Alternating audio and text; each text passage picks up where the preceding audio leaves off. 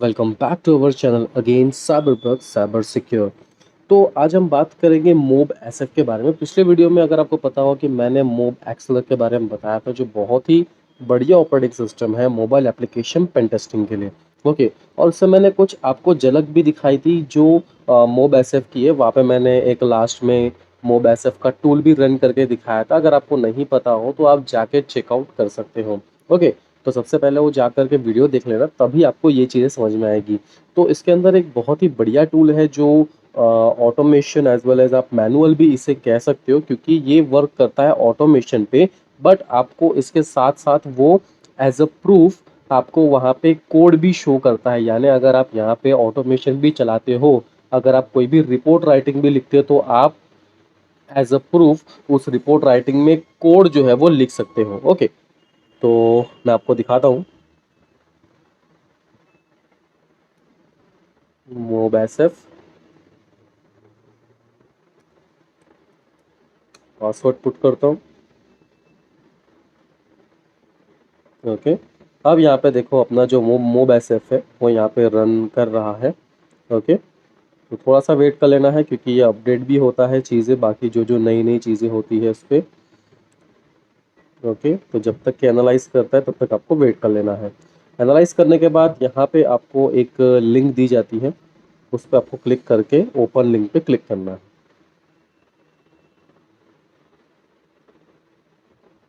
अब देखो, अब मेरा जो मोब एसएफ है वो यहाँ पे खुल गया। अब इसकी मेन दिक्कत क्या है, ये कुछ आपको थोड़ा सा ऊपर नीचे यूआई इसका दिखेगा।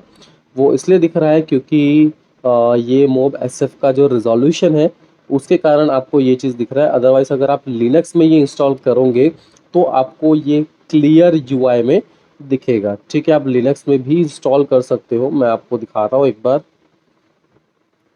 लिनक्स पे ये किस प्रकार से दिखता है। मेरे पास ऑलरेडी इंस्टॉल्ड किया हुआ है ये tool. Okay, sudo su cd tools android tool cd ls करता हूँ बैन cd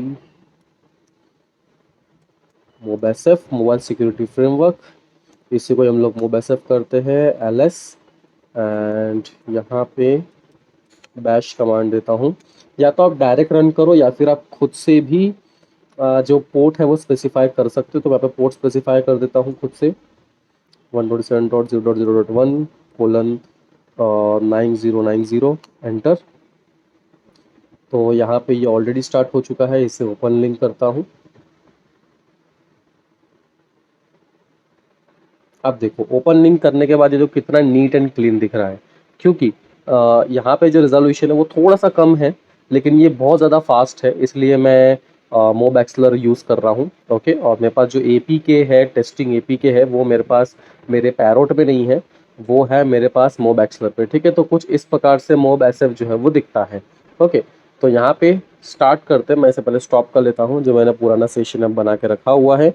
अब यहाँ पे देखो सिंपल आपको अपलोड एंड एनालाइज पे क्लिक करना है। ओके, तो यहाँ पे देखो मेरे पास दो वल्नरेबल एप्लीकेशन है, एक है इनसिक्योर बैंक वर्जन 2 और एक है डिवा बेटा डॉट एपीके। ओके, तो अभी अगर आपको गिटहब से इंस्टॉल करना है मोब एसएफ, तो आप पे गिटहब पे चले जाइए, मोब एसएफ टाइप कीजिए, एंटर करिए। दैन यहाँ से आपको कॉपी कर लेना है। ये कॉपी करने के बाद आपको टर्मिनल पे गिट क्लोन करके इंस्टॉल कर लेना है। ओके, इंस्टॉल करने के बाद यहाँ पे देखो आपको सिंपल चले जाना है आपके फोल्डर पे। ठीक है, गिट क्लोन करने के बाद ये आपका फोल्डर बन जाएगा। ओके, देन उसके बाद आपको पहले ये वाला रन करना है setup dot S H. Okay, इस जैसे ही आप setup dot S H run करोगे उसके बाद आपको run dot S H run करना है। ठीक है, जैसे मैंने यहाँ पे किया था। ओके, सिंपल है, कोई दिक्कत नहीं। अदरवाइज मैंने आपको मोब एक्सलर बताया था, आप मोब एक्सलर में डायरेक्ट स्टार्ट कर सकते हो। ओके, तो अब देखो, अब मैं सिंपल यहाँ पे चले जाता हूँ, अपलोड करता हूँ इनसिक्योर बैंक और ओपन करता हूँ। तो यहाँ पे देखो एनालाइजिंग चालू हो चुकी है। तो यहाँ पे थोड़ा सा ये वक्त लेगा चीज़ों को एनालाइज करने के लिए, तो जब तक कि हम लोग वेट कर लेते हैं, जब तक कि हमें इसका रिजल्ट नहीं मिल जाता। ठीक है, अब देखो, अब 15-20 मिनट्स वेट करने के बाद हमें यहाँ पे रिज़ल्ट मिल जाता है। ठीक है, यहाँ पे सबसे पहले आपका जो एप्लीकेशन है उसके इन्फॉर्मेशन लिख यहाँ पे आपको देखने को मिलती है कि आपके फ़ाइल का नाम क्या है। इनसिक्योर बैंक वर्जन 2, ऐप का नाम क्या है, ठीक है, पैकेज नेम आपका यहाँ पे क्या है, ओके, मेन एक्टिविटी क्या है, ये यहाँ पे इंफॉर्मेशन मिलती है। अब देखो, अब उसके बाद आप नीचे चले जाओगे, नीचे जाने के बाद यहाँ पे आपको कोड मिलते हैं, ठीक है, यहाँ पे आपको कोड मिलेगा मैनिफेस्ट और सोर्स कोड और एस माली का कोड, ओके। तो यहाँ पे ये वाला इतना इम्पोर्टेंट नहीं है, हमें ये दो कोड से वेरीफाई करना है जो हमें वल्नरेबिलिटी मिली है क्या वो सच में एग्जिस्ट करती है या नहीं करती है, ठीक है। जैसे मैंने कहा था कि आप रिपोर्ट राइटिंग में एज अ प्रूफ आपको देना पड़ेगा कि ये जो वल्नरेबिलिटी है वो सच में वल्नरेबल है, ओके। तो यहाँ पे मैं इसको कंट्रोल से अलग अलग टैब में से ओपन कर लेता हूँ मैं, ठीक है। ये देखो, ये XML है और ये आपके जावा है, ठीक है, आपके जावा का कोड है ये देखो, ओके ना। वापस से चले जाता हूँ फर्स्ट टैब में, देन नीचे स्क्रॉल करता हूँ। अब यहाँ पे देखो सिग्नेचर सर्टिफिकेट होता है, ठीक है। अब सिग्नेचर सर्टिफिकेट में आगे वाले की इंफॉर्मेशन है, जैसे कि यहाँ पे देखो नाम क्या दिया हुआ, दिनेश शेट्टी, ठीक है, और वो रहता कहाँ है वो भी यहाँ पे दिया हुआ है। अब देखो यहाँ पे ये दिनेश शेट्टी यानी इसने अपनी पर्सनल इन्फॉर्मेशन डिस्क्लोज की हुई है। कुछ कुछ एप्लीकेशन ये बोलती है कि हमारी पर्सनल इन्फॉर्मेशन डिस्क्लोज नहीं होनी चाहिए, एप्लीकेशन का जो भी ऑथर है या जो भी नाम है वो सिक्योर रहना चाहिए। तो ये भी एक आपकी वल्नरेबिलिटी हो सकती है which is information disclosure in signer certificate, ठीक है। ये आपकी एक चीज़ क्लियर हो जाती है। देन उसके बाद आप और नीचे जाते हो, यहाँ पे application is sign in with version 1 schema, ठीक है, ये उतना कुछ काम का नहीं है। देन और नीचे जाता हूँ। अब देखो, अब यहाँ पे देखो परमिशन, ठीक है, यहाँ पे एक और वल्नरेबिलिटी आती है विच इज़ अनवांटेड परमिशन की। अगर आप परमिशन पे जाते हो तो यहाँ पे देखो आपका लोकेशन ले रहा है ये, ठीक है, एप्लीकेशन आपका लोकेशन ले रहा है, आपका नेटवर्क स्टेट भी इसको चाहिए, आपके अकाउंट्स भी इसको चाहिए, फिर अकाउंट्स के साथ साथ आपके इंटरनेट की परमिशन, आपके कॉन्टैक्ट भी ये रीड कर सकता है, ठीक है, आपका प्रोफाइल रीड कर सकता है, इनफैक्ट आपके मोबाइल से ये किसी को भी एसएमएस भेज सकता है, ठीक है, एंड आपके क्रेडेंशियल भी ये स्टील कर सकता है, आपके एक्सटर्नल स्टोरेज का भी ये एक्सेस ले सकता है, यानी इसके अंदर बहुत सारे परमिशन दिए हुए हैं, ठीक है, क्योंकि ये एक सिंपल एप्लीकेशन है और इतने एप्लीकेशन कभी भी इतना परमिशन नहीं लेते हैं, तो इसे हम लोग कहते हैं अनवांटेड परमिशन वल्नरेबिलिटी। अगर आपको इसको चेक करना है कोड में तो आप चेक कर सकते हो विथ प्रूफ के साथ में। तो यहाँ पे आपको चले जाना है सिंपल XML पे, देन XML पे जाने के बाद आप यहाँ पे देखो जितने भी परमिशन यहाँ पे अलाउ कर रहा है वो सारे के सारे परमिशन आपको शो करेगा, जैसे कि internet, right external storage, SMS, credential, gate account, profile, read contact, ठीक है। और इसके बारे में इंफॉर्मेशन आपको यहाँ साइट पे मिलती है, देखो access location source such as mobile network database to determine approximate phone location, ठीक है। इससे आपका एप्लीकेशन जो है आपके पल पल की लोकेशन स्टील करता है, ओके, आपके नेटवर्क का स्टेटस इसको पता चलता है, plus allow access to list of accounts in the account services, आपके अकाउंट भी उसको पता चल जाएंगे। देन रीड कॉन्टैक्ट, ठीक है, आपके जितने भी कॉन्टैक्ट नंबर है वो भी उसके पास चले जाते हैं। Then send SMS, allow application to send SMS messages, malicious application may cost you money by sending messages without your confirmation, ठीक है।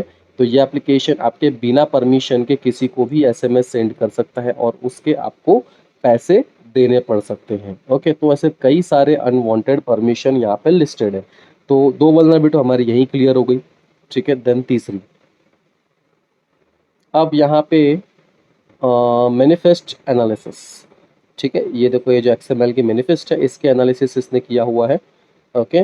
तो सबसे पहले यहाँ पे देखो डीबगेबल इज इक्वल टू ट्रू, ठीक है, ये हमेशा फॉल्स होना चाहिए। आप इसको रीचेक करने के लिए इसको कॉपी कर लेना,